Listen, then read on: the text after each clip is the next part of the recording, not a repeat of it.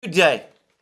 Today, 11th April, is an ominous period of time in world affairs.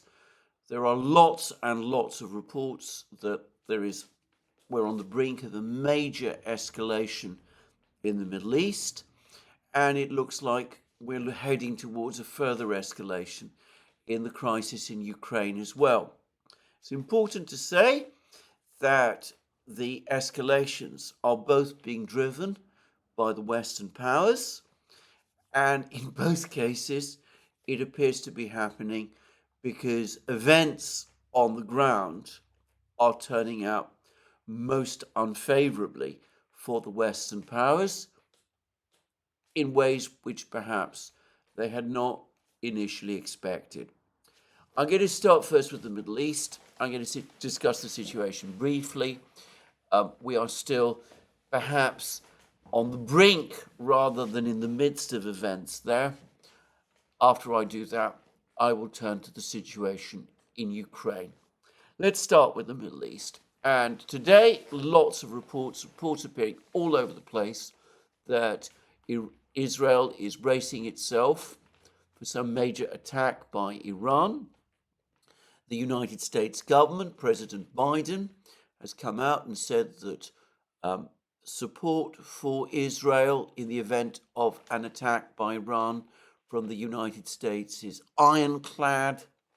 And we're getting reports that if Iran does attack Israel, either directly or through its proxies, there's been some suggestions that the Iranians might launch strikes on Iran from their bases in Syria or Iraq or other such places. Anyway, if an attack on Israel does take place, then Israel will retaliate. And this morning, I was seeing headline articles appearing in the British media saying that the Israelis are rehearsing airstrikes on nuclear facilities within Iran itself. This is all incredible, extraordinary news that we are actually at this point. And it's important to understand why. Now, the proximate event that is bringing this crisis about, one which is barely referenced or discussed in the media, at least in Britain and to a great extent in the United States also, is that attack a couple of days ago by Israel on the Iranian embassy building in Damascus. Now, there was a lot of discussion about that attack. There were suggestions that what was attacked by the Israelis was a separate building or some kind of command headquarters. It was referred to as the consular building. In fact, we can now say with confidence that what was attacked was the consular annex of the Iranian embassy building itself in Damascus. There is absolutely no doubt at all that this building is diplomatic property covered by the Vienna Convention, so the attack upon it was contrary to international law. Now, the Iranians have said that they will retaliate for this attack, and everybody's expecting that they will retaliate at some point. They have said that they will retaliate at some point and time of their own choosing. There's lots of reports that this attack is imminent and is going to happen at some point within the next couple of hours. There's been no such claim from Iran itself, and we don't know whether those claims are true. The Iranians have, throughout the crisis in the Middle East, which began with the Hamas attack on southern Israel on 7th October, the Iranians have throughout that time acted with intense restraint. There's been an ongoing dialogue through third parties between the United States and Iran. The Iranians have repeatedly assured the United States that they had no prior knowledge or role in the Hamas attack on Israel, on the 7th of October. The United States, and by the way, Israel, has accepted those Iranian assurances, which appear to be independently corroborated by information that the Americans have obtained through their own intelligence services. I understand that there are many people in the media and in the commentary community in the West, in the United States and Britain especially, who refuse to accept that. They insist that Hamas was acting as Iran's proxy and that Iran had some role in that attack on the 7th of October. But there is no evidence for this. No evidence has ever been produced, and the United States itself has, up to now, repeatedly indicated that it does not believe that that was the case. So I don't understand why, given this wall of denials from Iran, which the Americans, and by the way, at one point the Israelis themselves were accepting, why people continue to insist that Iran had some role in the events of 7th October, especially given what we know about Hamas and the fact that it is an organization which most definitely does have its own agency. But anyway, moving on. Since then, despite intense fighting in Gaza, despite intense pressure, I suspect, on Iran from various of its supporters in the Middle East, Iran has taken no action, no direct military action. It's taken diplomatic action through the other Muslim states. It's worked with the BRIC states.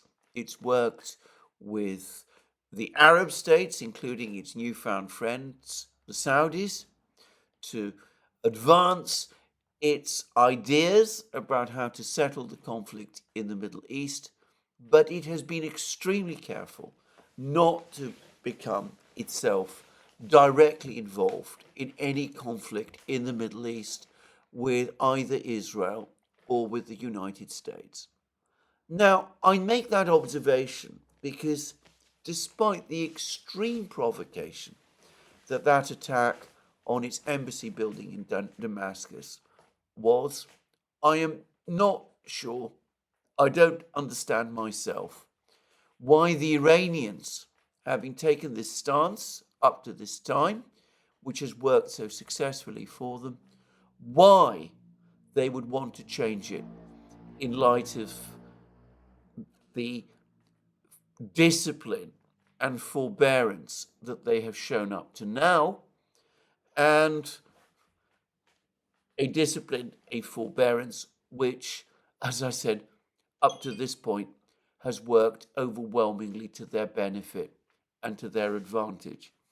But having said that, I accept that an attack on an embassy building is an extreme provocation. The Iranian government probably does feel that it will have to intervene, if only to deter attacks of this kind on its embassies happening again. It's quite plausible that there will be some kind of attack or retaliation eventually. I'm not sure why it has to happen now, and I wonder whether it really will be on the scale that some reports are suggesting. Having said that, we'll just have to wait and see. The very fact that these exercises, these rehearsals of Israeli strikes on Iran are taking place is an ominous sign in itself. They point clearly to an escalating crisis in the Middle East and to plans which are now being developed to a very high level to launch some kind of strike against Iran. Now, at the Duran, Alex Christoforo and I have discussed this real danger that the crisis in the Middle East might escalate into an outright attack on Iran, which could very easily escalate further into an all-out Middle East war. We've been warning about this very real possibility ever since the 7th of October. We said that a failure to bring the situation in Gaza under control opens the way to that possibility. And we have seen in the past actions by the United States government, which seemed to us calculated to make that outcome more likely. Massive deployments by American warships to the Middle East. There was a time when there were 2 aircraft carrier groups operating, one off the Gulf of Aden, and in fact, at one time in the Persian Gulf itself, one in the Eastern Mediterranean. There were bombing attacks by the US Air Force on Iranian-aligned militias in Iraq and Syria. There were all kinds of menacing words being said, warnings given to Iran at various times. There was lots of talk also about potential attacks on the Hezbollah militia in Lebanon. It was suggested that one of the purposes of those American fleet deployments in the Eastern Mediterranean was to attack Hezbollah in Lebanon in the event that there was a major crisis in the Middle East. So we've had an awful lot of that over the last few months, but recently the situation actually began to seem to become more calm. And the reason for that, but also I suspect the reason for this latest escalation, is the failure, the political failure of the Israeli campaign in Gaza. Now, to be very clear, one must always distinguish here between military failure and political failure. In terms of military action, the Israeli military has shown that there is no part of the Gaza Strip it cannot capture. At one point, it was deploying hundreds of thousands of troops to Gaza. And as I said, it demonstrated an overwhelming superiority over the Hamas militia, which is ultimately only a militia in Gaza. But again, as we, Alex Christoforo and I, said repeatedly on the Duran, as was also said by others, Lieutenant Colonel Daniel Davis being one, others also, these military operations in Gaza, however successful in their very limited terms they might be, ultimately contained within themselves the seed of inevitable political failure. Because the objectives that the Israeli government set in Gaza were politically unachievable, except at a price which Israel might be willing to pay, but which its Western allies could not, which was essentially the total destruction of Gaza and the expulsion of the entire population, Arab Palestinian population that was located inside it. So Israel found itself fighting a battle in which it was saying that it was aiming for the destruction of Hamas, the complete destruction of Hamas, and the complete liberation of the hostages, and it found that 6 months later it couldn't achieve it. Hamas is still there in Gaza. There's lots of controversy about exactly how much damage it has suffered as a military organization, but there's no doubt that it survives. And Israel itself facing growing international criticism, facing criticism from the United States specifically. There were these tough words from President Biden. I discussed them recently. I discussed the readout. I pointed out that they fell well short of the ultimatum that many people were claiming. Anyway, there was those tough words from the United States. There were also tough words in the United Nations. There was eventually a ceasefire resolution passed by the UN Security Council, which the United States no longer felt able to abstain. Anyway, the pressure on Israel was on, and the pressure on the Israeli government from within Israeli society was also on. The economy in Israel is contracting, has been contracting. The mass calling up of reservists, 600,000 reservists, was having a devastating effect on the Israeli economy. Eventually, Israel had to ease off, and they had to ease off even with respect to their planned offensive against Rafah. That doesn't mean that that offensive won't happen, but the fact remains that whereas at one point we had dozens of Israeli brigades operating in the Gaza Strip, now there is only one. Israel, by the way, has not gained any credit for this mass withdrawal of troops from Gaza, and for two reasons.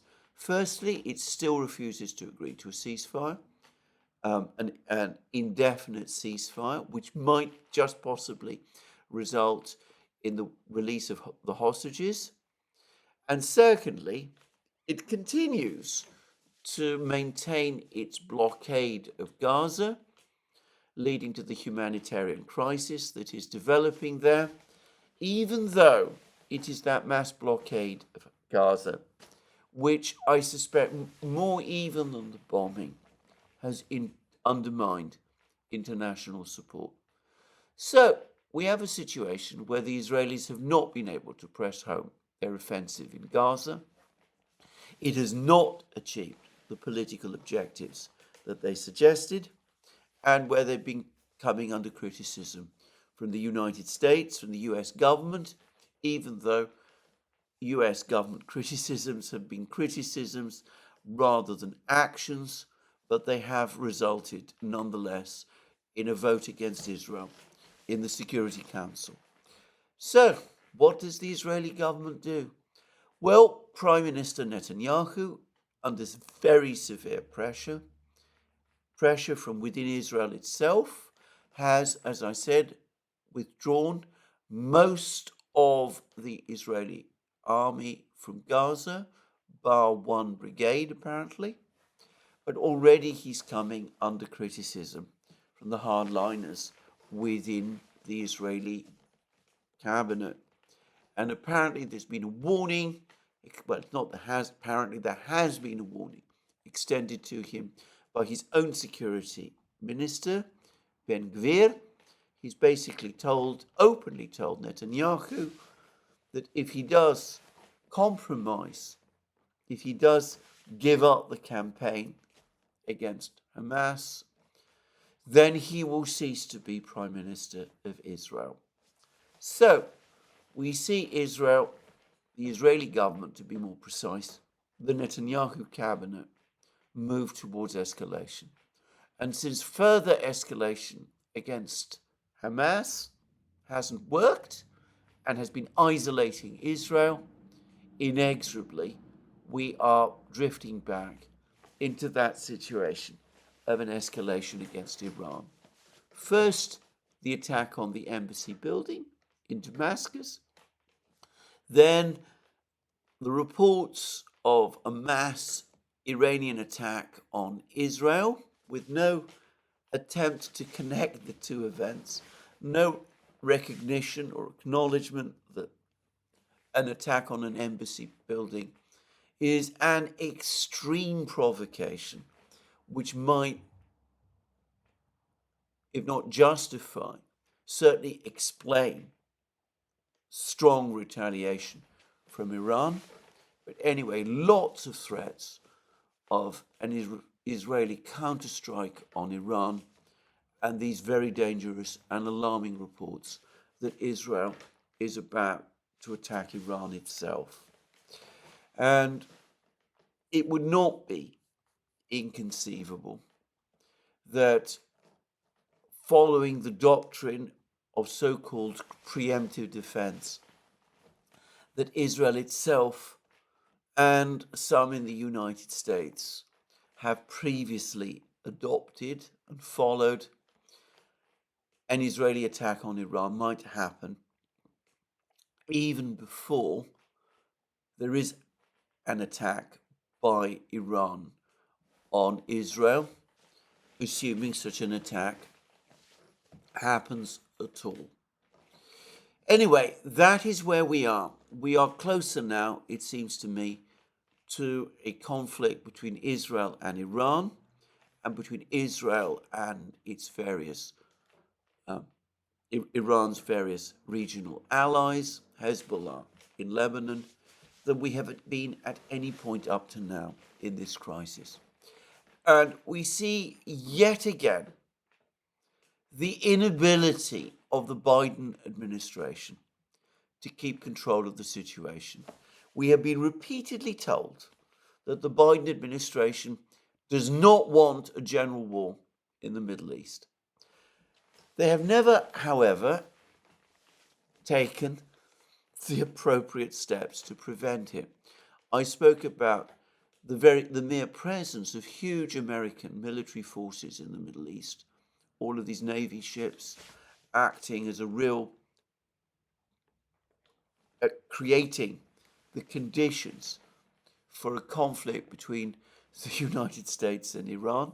I understand most of those warships, thankfully, have now been withdrawn. We saw the United States drift into a confrontation with the Houthis in Yemen over the Houthis' actions in the Red Sea. That confrontation has not gone well for the United States. It has not achieved the objectives that it sought. But most disastrously of all, the United States looks like it is repeating the mistake now that it made in October, when President Biden essentially gave Prime Minister Netanyahu a blank check, enabling Prime Minister Netanyahu to conduct an open-ended, massive operation against Hamas in the Gaza Strip, which has brought us to this crisis situation we are in today. And we see the president compounding that mistake, doing exactly the same thing all over again. Instead of taking urgent measures to calm the situation in the Middle East, his public comments give the impression that he is giving Israel a green light all over again to escalate as far as it wishes, by talking about an American commitment to Israel, which remains ironclad, apparently irrespective of what Israel does. Now, how could the United States have prevented this situation getting out of control? Well, obviously, they could have told the Israelis straight away that they are strongly opposed to an Israeli attack on Iran. Maybe they are saying that in private, though given the public statements from the president and given American arms deliveries to Israel, it's not clear why the Israelis should take those warnings seriously. The United States, however, has not done that one thing which might have calmed the situation in the Middle East more than any other. And that was condemn the Israeli strike on the Iranian embassy building in Damascus. Apparently, they've told the Iranians in private that they had nothing to do with it, but they have not publicly condemned it. And the Iranians, for their part, they may have noted the fact that the United States is assuring them privately that the United States was not directly involved, but they will have noticed that there's been no public criticism by the United States of the Israeli action. And more importantly still, the Israelis will be noticing the same thing. They will be noticing that in its public comments, whatever private warnings the United States, the Biden administration is giving to Israel, whatever private reassurances it is giving to Iran, what the administration is doing instead is that it is telling everyone that its support for Israel remains ironclad.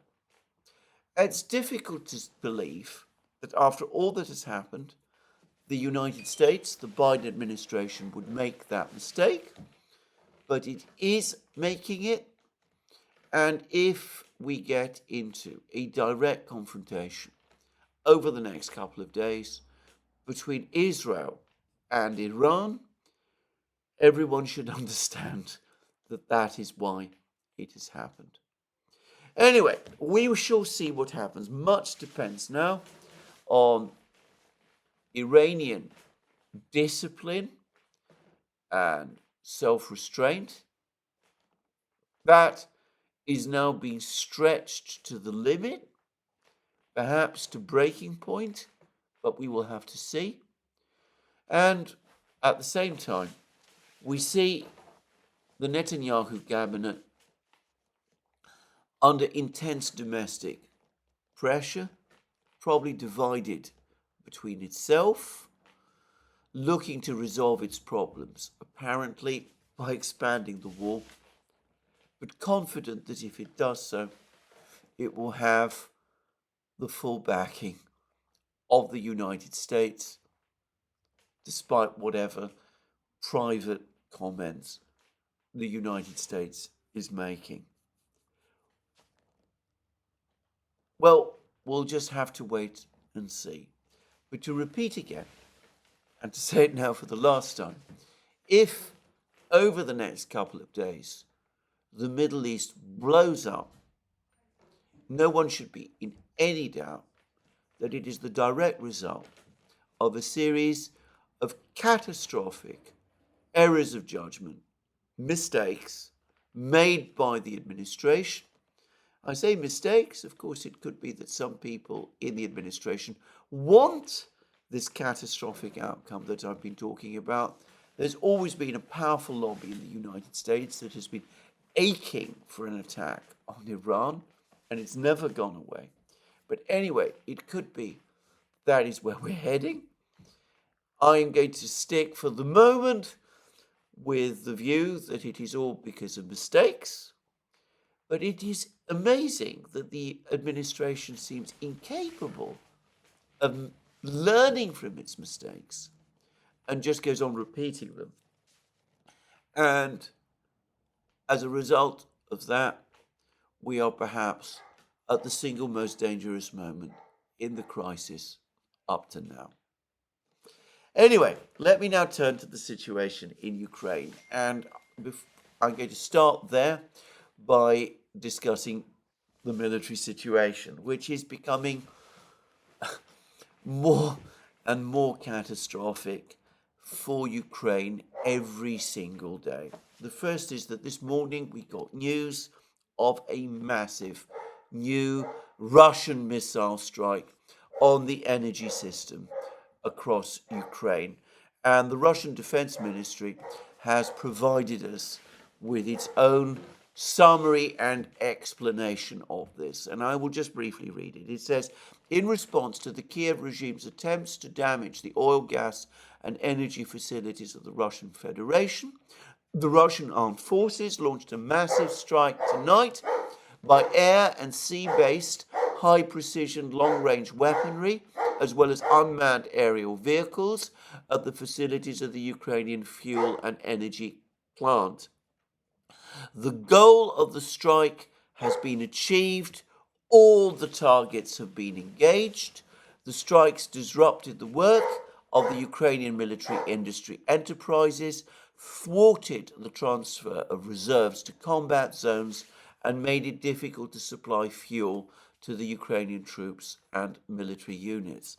The last paragraph is probably true. It is undoubtedly a part of the rationale and explanation for these strikes. But the reason for its careful insertion into the Russian Defense Ministry's explanation and account of these massive missile strikes against the Ukrainian energy system is because the Russians want the cover, the legal cover, of being able to say that these are not simply strikes on the energy system for and by themselves. They have a military purpose because, of course, if the strikes were simply against the energy system with the intention of making the lives of Ukrainian citizens unbearable, then we might conceivably be in the territory of war crimes. Having said that, it's important to say that the Russians can draw on many precedents of Western actions in the past. The West has also attacked energy systems and civilian infrastructure in the bombing of places like Yugoslavia and Iraq, and they've also justified that on military terms. So that's what the Russians are doing. Let's focus first on the first part of this explanation that the Russian Defense Ministry is doing. The first is that they're saying that it's been done in response to Ukraine's attempts to damage the oil, gas, and energy facilities of the Russian Federation. Now, there's been a lot of talk about the effect of those attacks on the Russian energy facilities. Lots of extraordinary claims are being made about this. That something like, well, I've even seen claims that 30% now of the Russian refining capacity has been destroyed. Reuters a few days ago said 14%, others put it at 10%. I don't believe any of these figures. I don't believe that it's had a significant impact on the Russian energy complex at all. I have already explained why. I know that there are all kinds of claims now appearing about stresses within the availability of diesel and petrol in Russia. I've heard no reports about this from Russia itself. I made attempts, I should say myself, to find out from people there whether this is true. They're not aware of any of these problems that people in the West are talking about. I just wanted to say that. But of course, the attacks by Ukraine on the Russian energy system, which in my opinion are essentially pinpricks, which have been criticized and opposed by the United States. Nonetheless, those attacks, as we now see, are providing the Russians with another justification for these enormous attacks on the Ukrainian energy system that we have seen.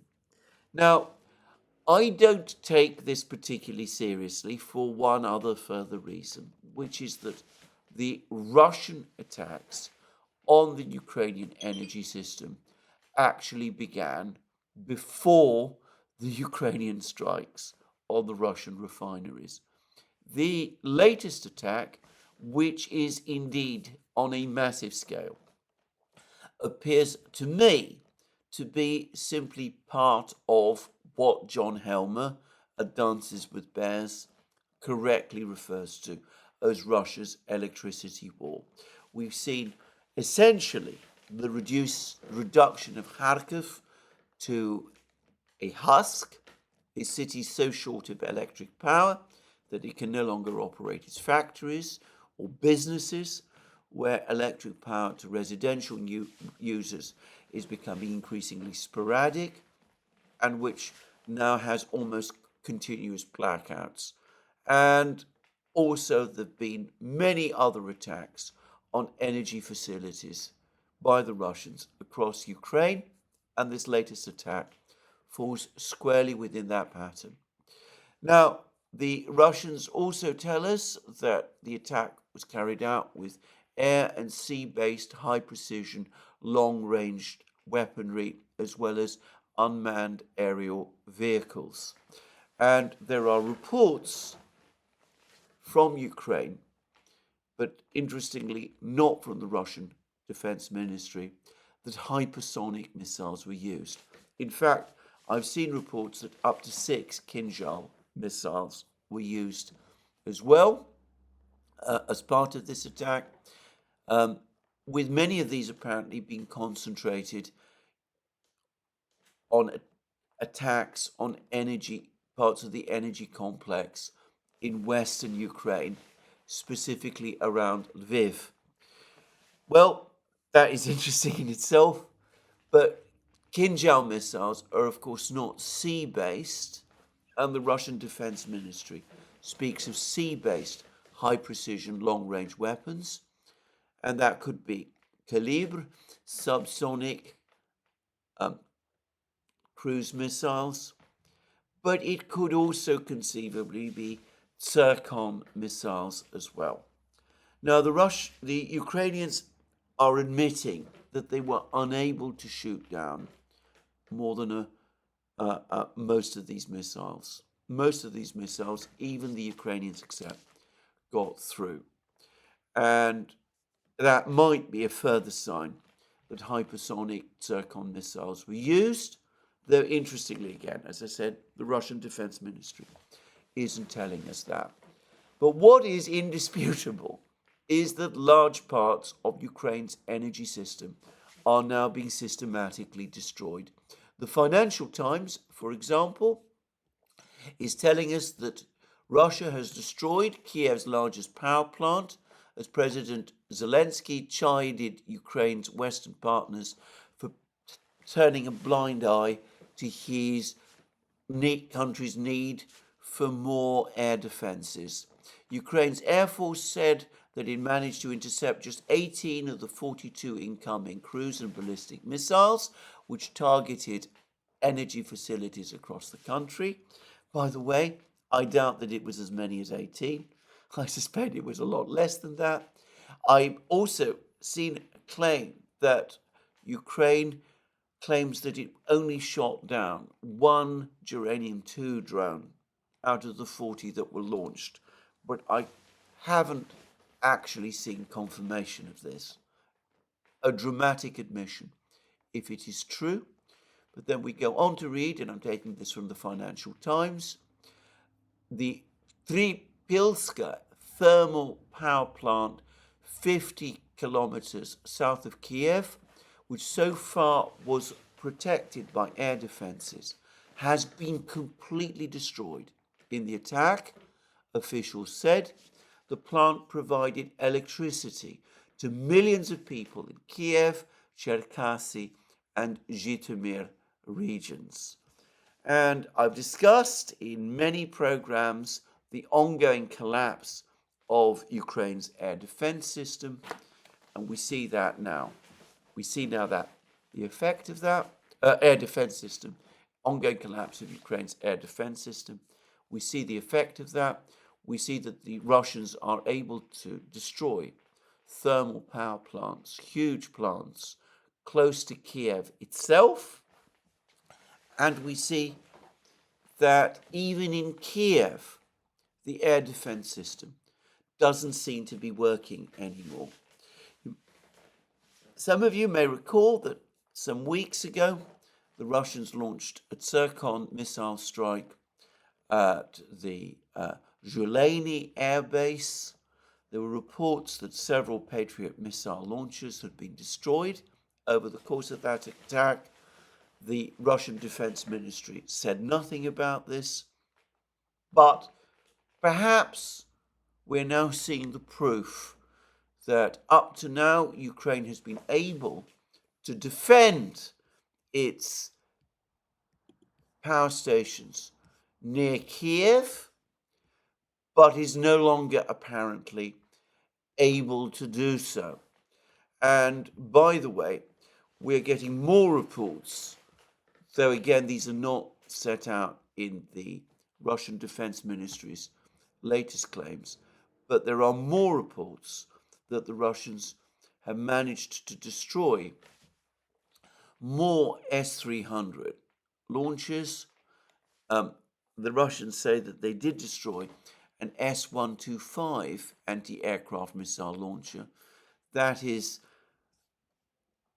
an air defense system dating from the 1960s, known to the West as the SAM-3. It's an archaic system, even if it perhaps has been modernized. But it seems that the Ukrainians, without S-300s, short now of S-300s, short now, well, apparently now, essentially without Patriot missiles. There's reports, by the way, that the Europeans are acknowledging that Ukraine has entirely run out of Patriot missile interceptors. And of course, the launchers, many of them have also been destroyed.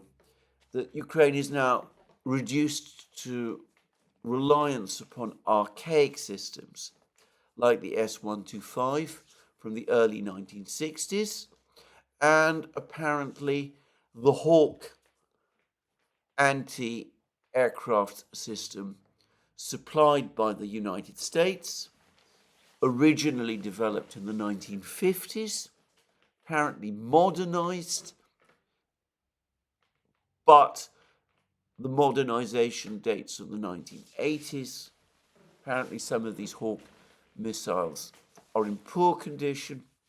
Components from the 1980s are now impossible to find, to undertake repairs, and these missiles are probably anyway incapable of intercepting Russian missiles, including even the subsonic cruise missiles, and certainly they would not be capable of intercepting the more sophisticated systems, the Zircon, the Kinjal, the land-based, land-launched Iskander Ms, and by the way, the Onyx supersonic missiles, also land-based, and the gigantic Kh-22-32s that the Russians have also used. So a total collapse of the Ukrainian air defense system, opening up the way for the Russians to destroy Ukraine's energy complex. And we are now clearly looking at a systematic campaign. And going back to John Helmer at Dances with Bears, indispensable website for understanding Russian military strategy, I just want to reiterate again that he pointed out back in the autumn of 2022, at the time of Russia's original missile campaign against the Ukrainian energy system, that was what the Russians were planning to do. They were seeking at that time to deplete Ukraine's air defense system, but also to get a proper and full understanding of Ukraine's energy system with a view to its eventual destruction. And Helmer said at that time that that would probably come in advance of the big offensive, the true offensive that the Russians would eventually launch. Now, I'm saying all of this today. I have no doubt that over the next 24 hours, we're going to get an awful lot more reports about the results of this latest massive Russian missile attack on the Ukrainian energy system. We'll be hearing about more damage done. And it's not impossible, by the way, that over the next 24 hours, another big Russian missile strike will happen. Since the beginning of March, the Russian air offensive against Ukraine's air defense and energy system and its military-industrial complex and transport system has cranked up to a level of intensity such as we have never previously seen. I've said that before. I want to repeat it again. Anyway, even as the Russians crank up and launch these massive missile attacks across Ukraine, their air force is now active right across the front lines. There's been another article about this time in The Guardian. We're told in The Guardian that it is the mass use of guided bombs which are driving Russian advances in Ukraine. So we now have admissions that there are Russian advances, and we're told that the Russians have sometimes, on occasion, been dropping up to 500 bombs in Ukraine in any 1 week. And there's lots of comments about this. There's apparently an analysis discussing Russian use of these bombs, which has been provided by Ukraine and which The Guardian has seen. And we're also told that Russia's Air Force appears to have been a key player in turning the tide of the war in Kremlin's favor in recent months, at a time when Ukraine's air defenses are at a low ebb. A recent paper from the International Institute for Strategic Studies warned Russia is using glide bombs, along with direct attack munitions, in volume to overwhelm Ukraine's air defense. And the IISS went on to say the reduced rate of missile engagements and the growing number of glide bomb attacks are indicative of the scarcity of air defense weapons. This shortage is in part due to delays in European aid and the hold-up of the latest US military aid package. We're then also told by The Guardian that Russia is reliant on foreign-made components, but has not found any difficulty in importing them. And based entirely on this Ukrainian report, we're told that it's not been proved because the surface of electronic components is round or varnished, which prevents identification of components. Some of the components used in these glide bombs have been imported by Russia from China, Thailand, and Turkey. That is an unending claim that has been repeatedly made, that the gas station masquerading as a country can't really be producing these things in enormous numbers. They must be doing it by bypassing sanctions in some form, even though the electronics that are used in these glide bombs are well within Russian industrial capabilities. And there is simply no proof that the Russians are having to source electronics from abroad. Just saying. Anyway, regardless, we have these admissions that the glide bombs are having a devastating effect on Ukrainian defenses on the front lines. Now, sometimes reading all of this, one gets sort of implicit view.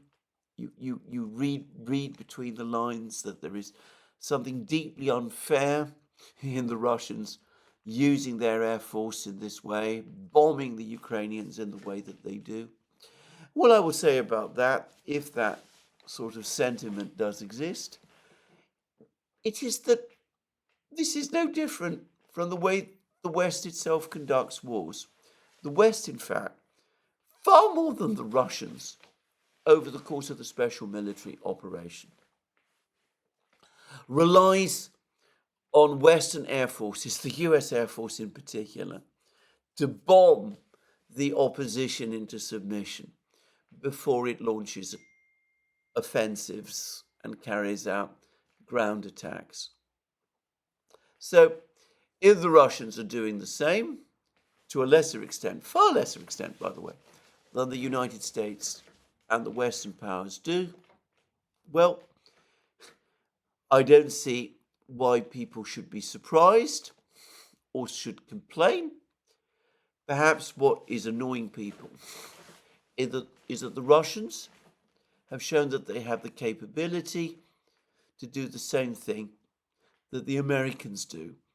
And that being something which has never happened before, not since the Second World War, certainly not on this scale, is something which apparently some people in the West find unsettling and perhaps even annoying. Anyway, there is no doubt that this bombing is taking place. It is smashing Ukrainian defenses. It's doing that all across the front lines.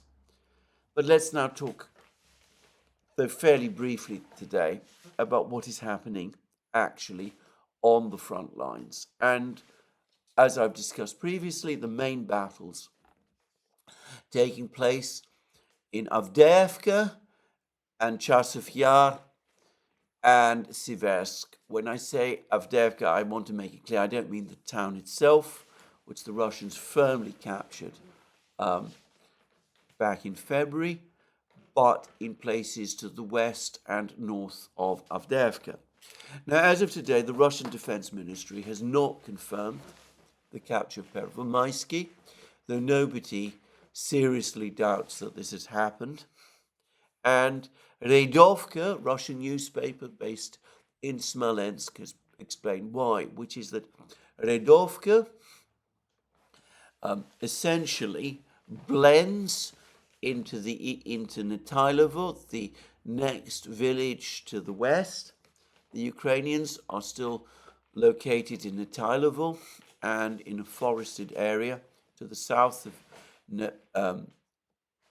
Netailovo and Pervomaisky, whilst the Ukrainians are there in these two places. The Russian positions in the western edge of Pervomaisky are not secure. This area, so far as the Russian Defense Ministry is concerned, remains in the grey zone.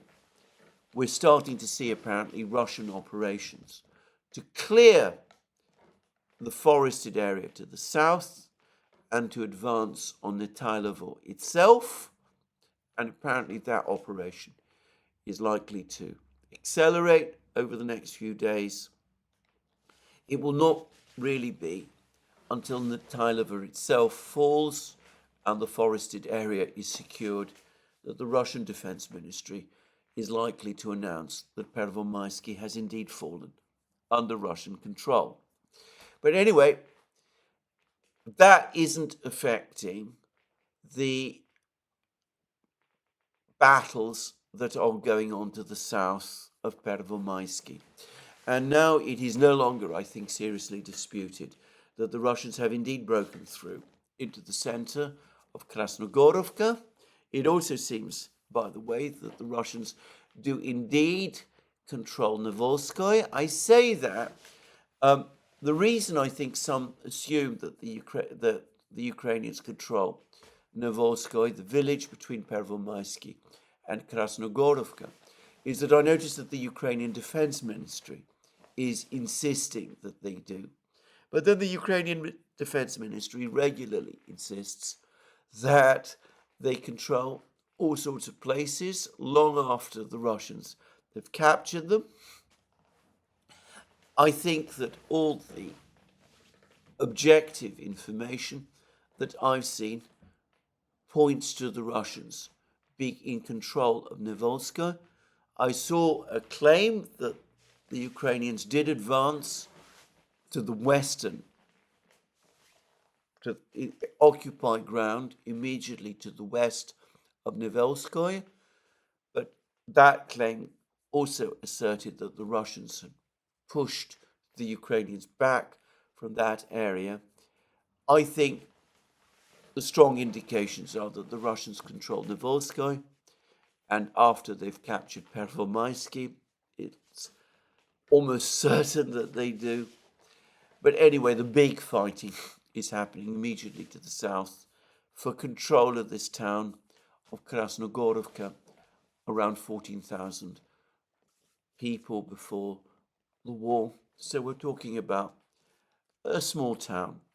Anyway, the Russians have broken through into the center. They control, apparently, access to Krasnogorovka, or at least they're able to bomb Ukrainian supplies entering Krasnogorovka. The fighting in Krasnogorovka is extremely intense, but it's clear that the Russians have broken into Krasnogorovka both from the south and from the east. Perhaps before long, they will also break into Krasnogorovka from the north. Again, I don't want to anticipate events, but things appear to be playing out in Krasnogorovka rather like they did in Avdiivka back in February. The Russians heavily bombing Ukrainian positions in Krasnogorovka. It is likely that this town will fall, or fall fully under Russian control at some point fairly soon. Perhaps not immediately, but within the next few weeks at most, probably at some point this month. Anyway, heavy fighting in Krasnogorovka. The Russians also quickly, obviously, breaking through there. In some ways, even more dramatic is the news to the west of Pervomaisky, and indeed Toninka and Orlovka. Reports this morning that the Russians have now entered the village of Umanske, and that they are also attacking the villages of Yasnobrodovka, south of Umanske, and Netailovo itself. It looks as if this entire hurriedly improvised Ukrainian defense line in west of Toninka and Orlovka is on the brink of final collapse. Now, again, I say that with some care. I don't have, obviously, direct access to the information, but all the facts point to this. There's suggestions that the Ukrainians within the next few days will have little option but to abandon all three of these villages, to move west towards the Karlovka reservoir and the village of Karlovka, though whether they will be able to make a successful stand there either is open to doubt. Also, there have been reports that the Russians are advancing north of Stepovoye. This was this village north of Avdiivka where there was all that fighting from October right up until January, February. The Russians captured it sometime in January, February. Anyway, there are reports that the Russians are pushing north of Stepovoye, and that they might be in the process of outflanking such Ukrainian troops are still positioned either in the northwest of Berdichi or in the fields to the west and north of Berdichi, even as they have apparently brought most of Semyonovka, this village to the south of Berdichi, under control as well. So it looks like Ukrainian positions in Berdichi and Semyonovka are under extreme pressure and that they might be in the process of collapsing as well. But even more dramatic news is that the Russians, having pushed north from the other Krasnogorovka, the village to the northwest of Avdiivka, have supposedly reached Novokalinovo village immediately south of Keramik, and Keramik itself, if you look at a map, Novokalinovo lies immediately to the east of Ocheretino, another place that the Russians were gradually pushing up towards along the railways. It looks like the Russians are preparing an advance on Ocheretino, both from Berdichi, Stepovoye, along the railways, and from Novokalinovo as well, and perhaps Keramik, and that the Ukrainian positions in Ocheretino, which apparently lies on a hill, and which therefore dominates the landscape, that Ocheretino itself might eventually come under attack and might fall. So a general collapse, or at least an cumulative collapse of Ukrainian positions west and northwest of Avdiivka and southwest of Avdiivka as well. And more rumors, by the way, of further Russian advances in Georgievka, west of Marinka. This is to the south of Avdiivka, that the Russians have now apparently pushed the Ukrainians to the very last houses that the Ukrainians still have in the west of Novomikhailovka, to the south of Marinka, and that the Russians might be preparing some major attack towards Vuhledar once Novomikhailovka falls, once Krasnogorovka falls, if the Karlovka reservoir area is captured. Ukrainian positions in Kurakhovo look undefendable. The supply roads to Vuhledar are then cut. The Russians perhaps on the brink of attacking there also. Anyway, dramatic events, therefore, in the Avdiivka area and also in the Chasiv Yar area. And again here, more reports today that the Russians have reached, perhaps even entered, the village of Kalinina to the southwest of Bogdanovka. Kalinina on hill, supposedly, lying between Bogdanovka and Chasiv Yar. The Russians are able to capture Kalinina. They're in a strong position to cross the Chasiv Yar canal and attack Chasiv Yar from the northwest. That would be the area of Chasiv Yar, the main part of Chasiv Yar, to the west of the canal. The Russian Air Force exceptionally active in this area. It seems that the roads leading into Chasiv Yar from the west are in effect now also being continuously bombed and shelled by the Russians. And one way or the other, it looks as if not just the micro-district to the east of the canal of Chasiv Yar likely to fall soon, but perhaps Chasiv Yar itself, that a collapse in Chasiv Yar might also happen at some point over the next few weeks, that the Ukrainians still trying to send reinforcements to Chasiv Yar, still trying to keep supplies open to Chasiv Yar along these roads. They may be taking very heavy losses here, but they're still fighting. And of course, as I discussed in my program yesterday, the Russians also advancing on Chasiv Yar from the south, from the southeast, also likely to cross the canal once they reach it from the southeast, from Ivanivska, opening up another potential advance on Chasiv Yar from the southeast also. And few reports about what's happening to the Ukrainians in the Kleshevka, Andreevka area, but all the reports here suggest that the prospects are very bleak there as well.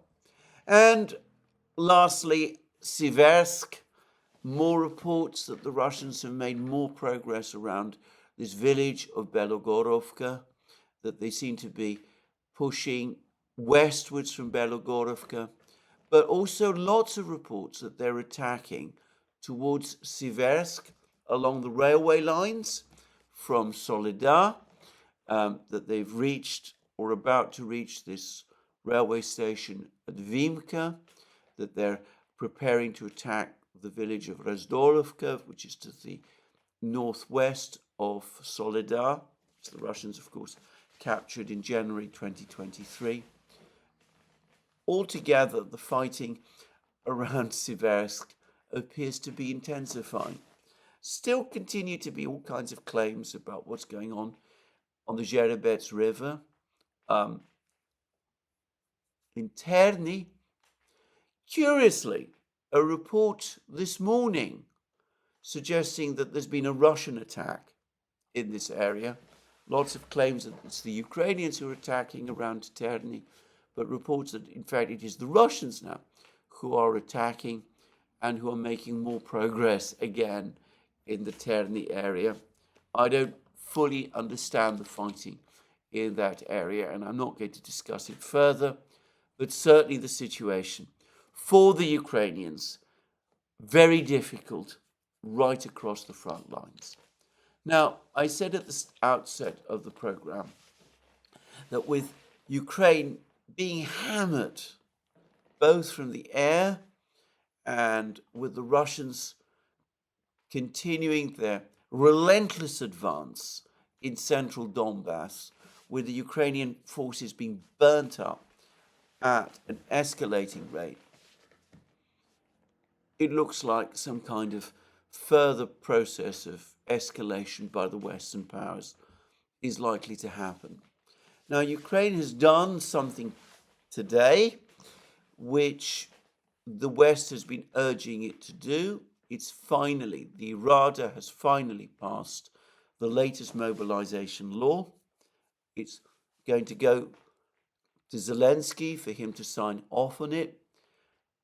There's universal agreement that this law is not going to provide Ukraine with the forces that it needs, the manpower that it needs to make up losses. And given the crisis Ukraine is experiencing in the air, given the strength of the Russian advance, it's difficult to see anyway how this mobilization law is going to make any difference. And claims that it's somehow the Republicans in the House of Representatives that are holding up the supplies for Ukraine and that this is the reason for Ukraine's crisis. There's another editorial to that effect, by the way, today in the London Times. There's universal acknowledgement that there is a catastrophic shortage of air defense interceptors. The Ukrainians saying that they need more Patriot missile systems, but as we've seen, Patriot missile systems, it's generally acknowledged, cannot intercept Russian hypersonic missiles, Zircon hypersonic missiles. Debatable whether they've ever succeeded, actually, in intercepting Kinzhal hypersonic missiles. But the Zircons, almost certainly beyond their capability to intercept. It's difficult to understand this exaggerated focus on what the Republicans are doing or not doing. Military situation in Ukraine is becoming disastrous. A looming crisis is starting to appear. And today I've had a very interesting email from a reliable source which corroborates my own impressions, which is that the latest cunning plan is to accept, in the West, is to accept that Ukrainian defenses east of the Dnieper are likely to collapse at some point within the next few weeks or months, that the Ukrainians are going to retreat towards the Dnieper, and that when they do, presumably in a chaotic state, the urgency will be to prevent the Russians advancing west of the Dnieper.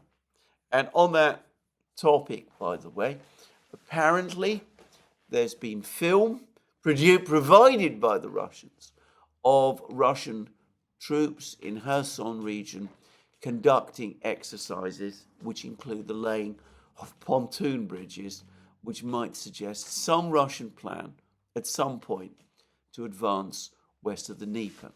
So the idea is, apparently, and this comes from Macron and from the British and some other countries, which is to, once the Ukrainians are fleeing towards the Dnieper, to send Western troops into Ukraine to try to provide the defenses along the Dnieper to supplement the Ukrainian forces and to provide a shield for the Ukrainians along the Dnieper.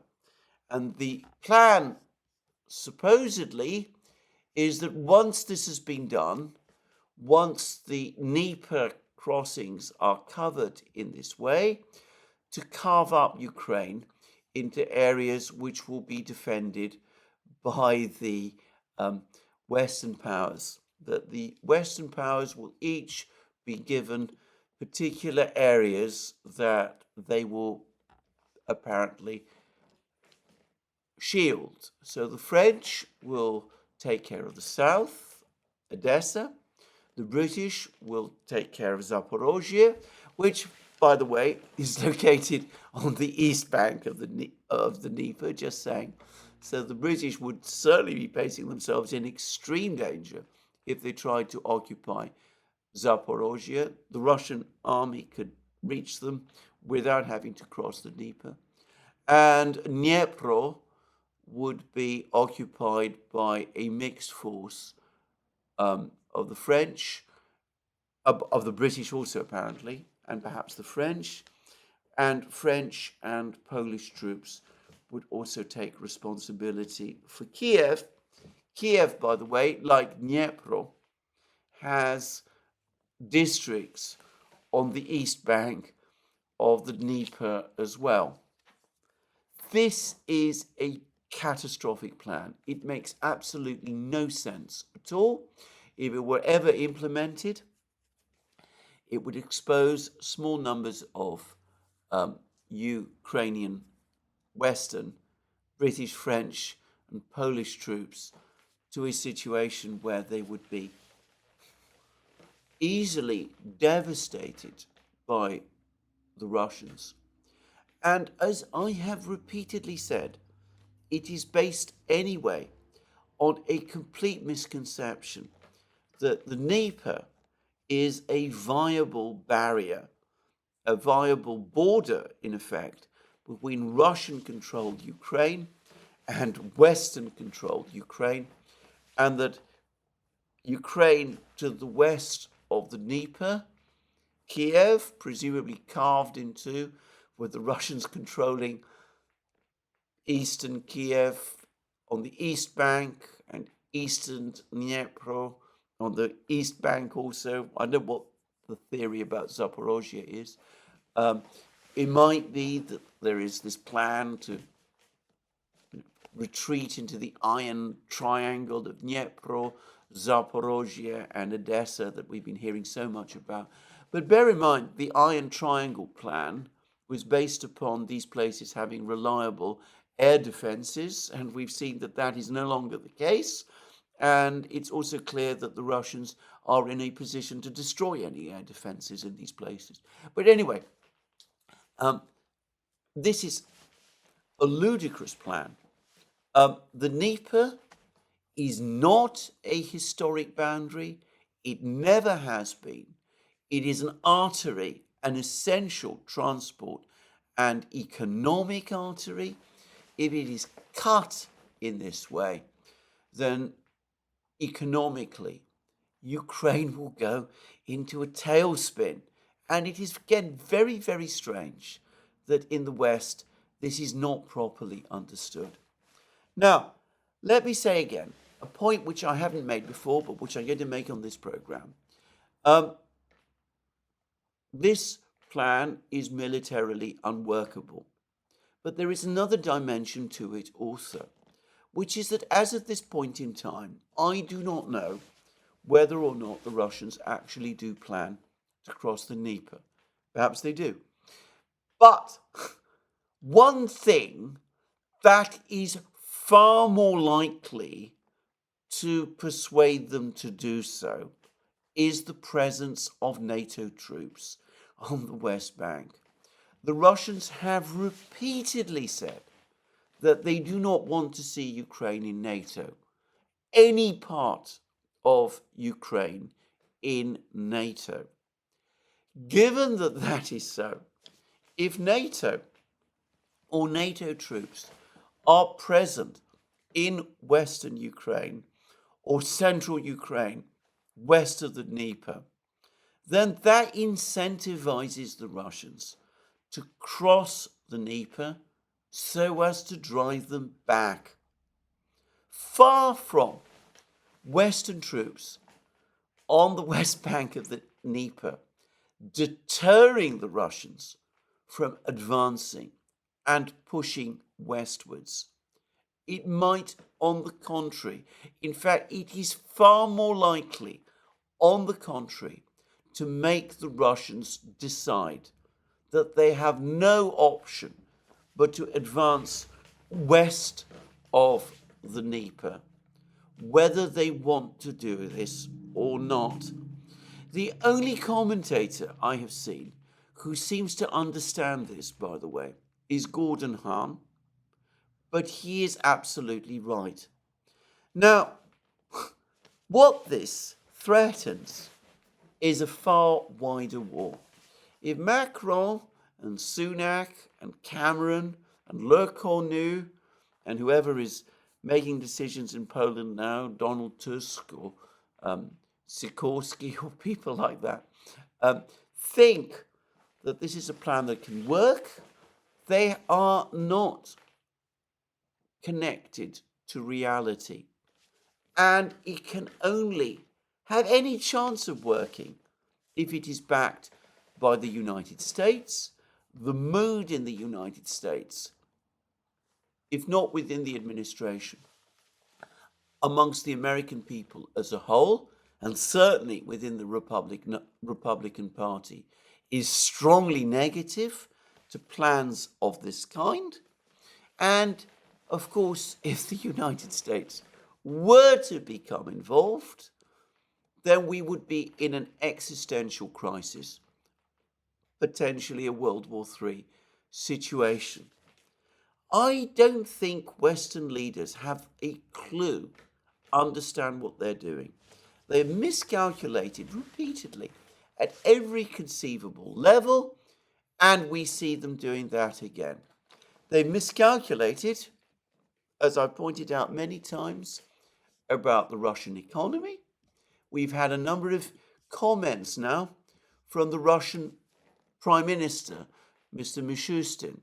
And he said this: the growth trend has not changed at the beginning of 2024.